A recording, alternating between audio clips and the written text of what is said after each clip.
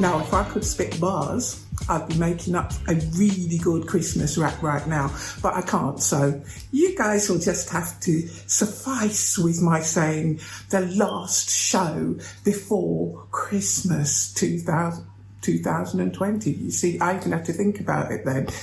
This year has been one that has gone so quickly, so flaming quickly, that hardly anybody's remembered what day it is, no matter what year it is. But here it is, folks. Christmassy episode 2020. Ready for this? I'm going to go off Christmas topic for a while, and I'm going to say, are you a parent who's preparing a child for the summer 2021 exams? Yes, I'm whizzing forward another 6 months, folks, as if this year hasn't gone past quick enough. But it's actually necessary this time. It's actually necessary that we do whiz past another 6 months and we do prepare our kids ready for what is yet to come. I've said it before, and as an international global exam preparer, I would say to you, have you actually sat down with your child and made sure that they are getting hold of the specifications online and checking what they know from what they don't know? I'll take you back to my student last week who said to me, when we went through the process of looking at her geography specification, what would be included in the exam, she actually knew more than she thought she knew, and therefore she actually stopped stressing as much. And her mom said, which is quite interesting, that she found a difference in the way that her daughter is preparing, because now she's actually starting to think about how she puts her time together, rather than just saying, I've got to do this. Because that little phrase, I've got to do some revision, do what exactly?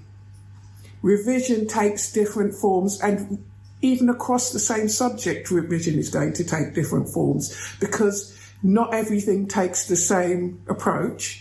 It's not all knowledge, it's not all regurgitation, it's actually fluency skills, analysis skills, it's got problem solving skills. There's so many skills that need to be involved in there that they can't approach it all in the same time. They need to be taught how to study. So, have you checked that your child is actually planning how they're going to study after Christmas? Do it before. We've still got 2 weeks. Do it before Christmas. And that way we can actually prepare better after Christmas. If the planning is done, the preparing of the time allocation is even smoother. Why leave it to the last minute? They're going to have enough on their plates come after Christmas. And you might wonder why I'm saying that in this time of jollity. Well, the reason I'm saying that is this. They have things to deal with which were not normal in other years. Remember, schools have still not been told what is being dropped from any exam specification. Yes, they will be told what to teach, but there's only 6 months left in which to tell them what to teach, because at the end of the day, 6 months, there's not actually that much time, not when they've got to gain new skills. So I might be a little bit grinchy right now, but I have to be. I have to be the Grinch, because I have to say they've got things to deal with, so let's help them do it. And as always, you can have a free, no obligation conversation with me, no obligation, at any time. Just book into my calendar on jgeducate.com, or look in the comments below. There's a link that takes you right to my calendar, so you don't even need to go to jgeducate.com. Just look at the comment. Second thing to think about is that, as if the schools didn't have enough to think about already, Ofsted have decided that they are starting rolling out again in January. And you know what that means. When schools are in danger of Ofsted, they kind of lose their direction a little bit so that Ofsted don't judge them as inadequate. They start teaching in a different way. The kids really don't need that kind of distraction right now, yet Ofsted think it's a good idea. So we have to take some kind of control, some kind of responsibility for keeping them on track, don't we? Well, don't we? We do, because at the end of the day, when those results come out, whose responsibility are these children? They are still ours. They still need us to direct them in the way to get what they want out of life. As a professional, I would say, do not blame the schools. Do not blame them, because they are only working with what they have. Don't blame the government either. Don't blame anybody. Let's just stay focused. Let's just say, before Christmas, we're going to get a plan in place so that we can take time off over Christmas. That's it, a whole week off over Christmas. I'm taking between the 21st and the 28th of December. But we can afford a whole week off after Christmas to enjoy ourselves, relax and enjoy our families. Because let's face it, this year has been a little bit challenging.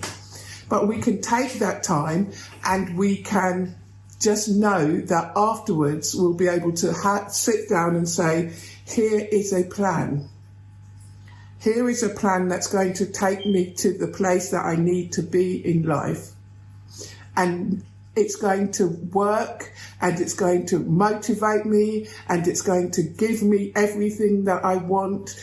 And I'm going to be able to move forward out of 2020 into the abyss with everything that I need to make this wonderful life. I might sound like a dreamer, but I'm not the only one. And I know that when John Lennon said that, he meant it. People who actually have a plan, who dream, who know what they want, are going to get what they want. One day you will see it happen, but only if the plan is in place and only if the plan is followed. Because there's many students out there right now who are stressing and not knowing which direction to take and waiting patiently for their teacher at school to tell them what to do. There are some wonderful teachers out there who will take that time to tell them what to do, but there's others who are not so keen because they're stressed and they're pressurised and they have Ofsted coming and they have these changes to make to their teaching plans. It's not their fault. But you can help. I'll say again, look in the comment box. The diary bookings link is right there. Now,